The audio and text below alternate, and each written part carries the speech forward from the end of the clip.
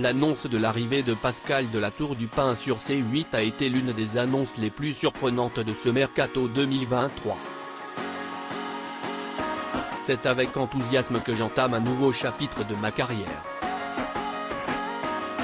Rejoindre C8 et les équipes de Cyril Hanouna, produites par H2O Productions, est une fierté et un privilège, écrivait-elle d'ailleurs en juillet dernier sur les réseaux sociaux.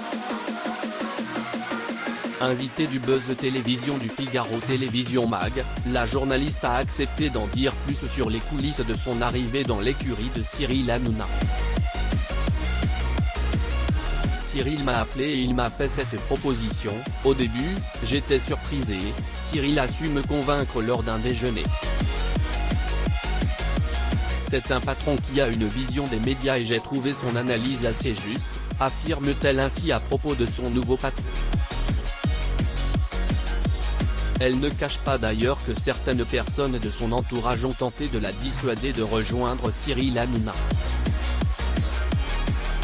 Quand j'ai pris ma décision, je n'ai demandé l'avis de personne parce que c'est un choix de carrière personnel, a-t-elle expliqué en ajoutant qu'elle se moquait des virulentes critiques sur l'animateur-producteur.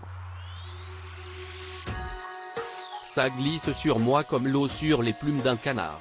Les raisons de son départ de BFM Télévision finalement choisi à la place de Guillaume Janton et Isabelle Morini-Bosque pour prendre les commandes de ce nouveau rendez-vous d'info, Pascal de la Tour du Pin précise qu'elle testera cette semaine des chroniqueurs lors d'un pilote pour voir comment ça fonctionne sur un plateau. Tout est à construire, souligne la journaliste qui sera aussi chroniqueuse de Touche pas à mon poste, C8, plusieurs fois par semaine.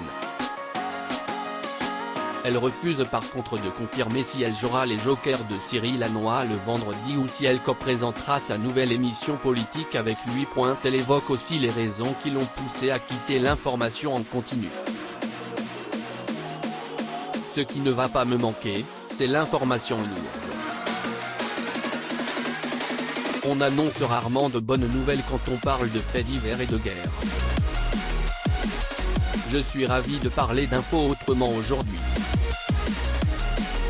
Elle avoue enfin, que Marc-Olivier Fogiel, le patron de BFM Télévision, a été surpris en apprenant son départ. Je crois qu'il ne s'y attendait pas. La saison s'était très bien passée, mon émission avait été rallongée d'1 heure.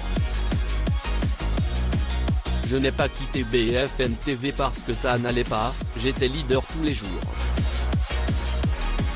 À lire également, il a bien vu que je n'approuvais pas le tournant éditorial de l'émission, et n'aura malagré ce livre sur sa relation avec Cyril Hanouna et sur l'évolution de TPS.